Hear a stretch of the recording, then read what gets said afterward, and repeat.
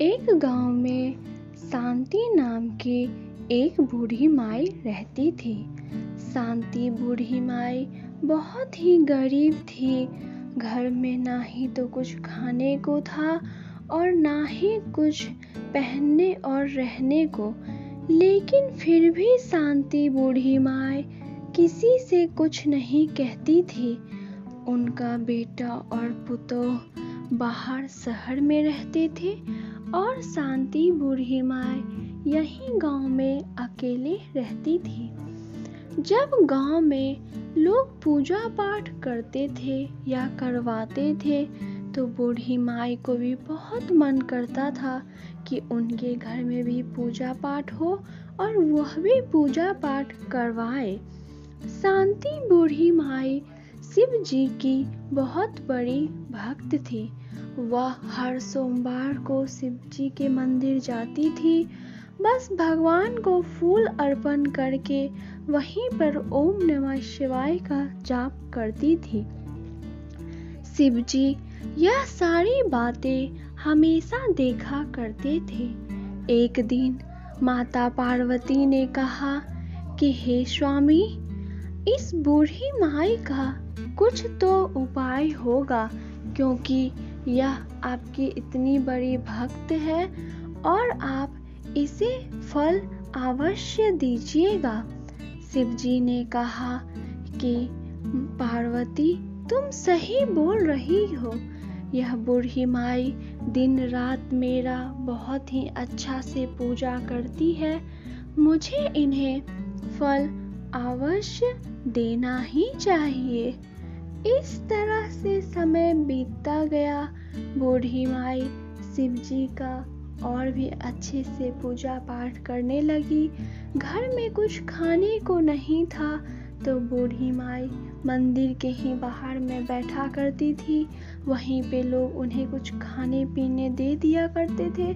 वह वहीं से खा करके अपना गुजारा किया करती थी। एक दिन बूढ़ी माई को बहुत ही शिव चर्चा करने का मन में जाग उठा। लेकिन बूढ़ी माई सोच रही थी कि मेरे मन में सोचने से क्या होगा। हमारे पास तो ना ही अन्न है और ना ही कुछ पैसे हैं जिससे कि हम प्रसाद खरीद करके और शिव जी का शिव चर्चा करें। बूढ़ी माई इसी तरह उदास बैठी ही थी कि उसी दिन भगवान शिव जी अपना रूप बदल करके एक किसान का रूप ले करके बूढ़ी माई के घर आए। उन्होंने कहा, बूढ़ी माई, तुम उदास क्यों बैठी हो? तुम्हें कुछ कष्ट है? तुम मुझे बताओ। बूढ़ी माई जब उस किसान को देखी तो उसे बहुत आश्चर्य हुआ कि यह किसान आज से पहले गांव में कभी नहीं दिखा था। उन्होंने कहा, बेटा, तुम कौन हो? आज से पहले मैंने तुम्हें कभी नहीं देखा था। शिव जी ने कहा कि बूढ़ी माई, मैं दूसरे गांव से आया हूँ। इस गांव में मैं अपना अन्न बेचने आया हूँ। बूढ़ी माई अपनी सारी तकलीफें उस किसान को कह दी। किसान ने कहा कि बूढ़ी माई, इस बार मेरे बहुत अच्छे फसल आए हैं, इसलिए मैं तुम्हें कुछ अन्न देना चाहता हूँ जिससे तुम शिव चर्चा करना। उस किसान ने बूढ़ी माई को अन्न देते हुए और दूध देते हुए वहाँ पर शिव चर्चा करवाया। बूढ़ी माई बहुत ही धूमधाम से शिव चर्चा की और बूढ़ी माई को शिव जी ने यह आशीर्वाद भी दिया कि आज दिन के बाद से तुम्हारे घर में कभी कोई अन्न का कमी नहीं होगा और तुम हमेशा खुश ही रहोगी।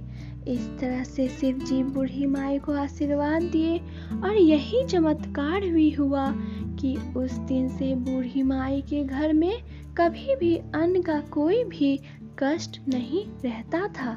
शिव चर्चा करने से, कराने से या शिव चर्चा में जाने से सभी प्रकार के सुख समृद्धि मिलते हैं। बूढ़ी माई पे जिस तरह शिव जी ने अपना आशीर्वाद बनाए रखा, इसी तरह से जो भी मेरी इस शिव चर्चा को सुन रहे हैं उनके ऊपर भी हमेशा शिव जी का आशीर्वाद बने रहे। अब बूढ़ी माई हमेशा खुश रहती थी और उसका बेटा और पुतोह भी उनसे मिलने हमेशा आया करते थे। बोलिए शिव जी की जय, शिव चर्चा की जय। इस तरह से दोस्तों शिव चर्चा यहीं पे समाप्त हुआ। मैं उम्मीद करूंगी आपको मेरा बोला हुआ शिव चर्चा पसंद आएगा। पसंद आने पे वीडियो को लाइक, चैनल को सब्सक्राइब जरूर कीजिएगा। मिलती हैं अगले वीडियो में। धन्यवाद।